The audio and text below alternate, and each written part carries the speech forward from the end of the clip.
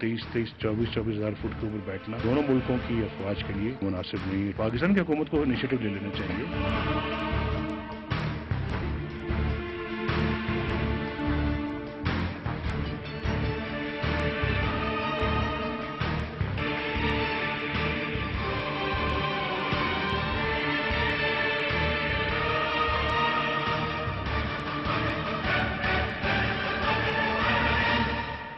बिस्मिल्लाहिर्रहमानिर्रहीम। Target point में आपको खुशामदीद कहते हैं। सियाचिन के इशू पे आज बात करेंगे और क्या वाकई इस इशू पे सियासत की जा रही है, इस पे हम गुफ्तगू का आगाज करेंगे। राना सनाउल्लाह साहब हमारे साथ मौजूद हैं, लाहौर से सूबाई वजीर कानून है, आपको डिस्कशन में वेलकम कहते हैं। राना साहब, सबसे पहले तो हमें ये बताइए कि इस इशू पे वाकई ही सियासत की जा रही है? मियां साहब का जो स्टेटमेंट सामने आया कि फौजों को वहां से वापस बुला लेना चाहिए, इस पे सियासत की जा रही है, बल्कि सियासत के साथ साथ जो है वो हमाकत की जा रही है।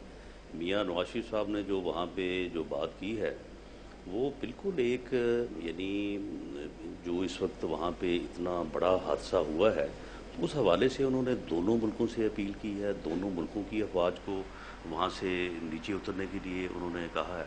तो उस बात को एक स्पेसिफिक एंगल देना जो है ये बिल्कुल यानी सियासत करने के मुतरादिफ है। और मैं समझता हूँ कि ये वहाँ पे जो इतना बड़ा हादसा हुआ है उस घड़ी में और उस हादसे को जो है वो इस्तेमाल करते हुए जो है वो अल्फाज के हेर फेर को जो है वो आगे पीछे करके तो इस किस्म की। लेकिन शहबाज शरीफ साहब कहते हैं कि अक्ल के अंधे ऐसी बातें करें कि हमारी फौज वहाँ पे मुल्क की खिदमत कर रही है। मियां साहब वहाँ पे जाके कहते हैं कि जी फौज को वापस आ जाना चाहिए, खरबों रुपए उस पर खर्च हो रहे हैं। तो फिर अक्ल का अंधा हुआ कौन? क्योंकि शहबाज शरीफ साहब की स्टेटमेंट डिफरेंट है, मियां साहब की स्टेटमेंट डिफरेंट है और आर्मी चीफ आज कुछ और बयान दे रहे हैं। बात ये है कि अब जो यानी सामने चीज़ है कि वहाँ पे यानी पिछले 15-20 साल से इसमें भी कोई दूसरी राय नहीं है कि वहाँ पे खरबों रुपया जो है वो खर्च हो चुका है।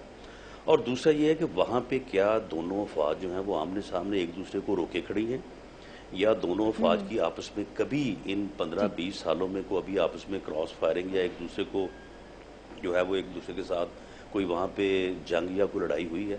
यदि सिर्फ और सिर्फ आप मौसम से लड़ रहे हैं ना, तो वहाँ पे एक कुदरती मौसम है, उसको आप तब्दील नहीं कर सकते, उसको आप डिफीट नहीं कर सकते। तो वहाँ पे बैठ के मासवाई इस बात के कि उस मौसम के साथ आप लड़ रहे हैं और उसका कोई यानी जो है वो फ़ायदा जो है वो मुल्क और कौम को नहीं है। लेकिन जहाँ तक जो लोग वहाँ पे बैठे हैं वो तो हुक्मन बैठे हैं ना, वो तो अपनी यानी कमांड के हुक्म पे ऊपर बैठे हैं।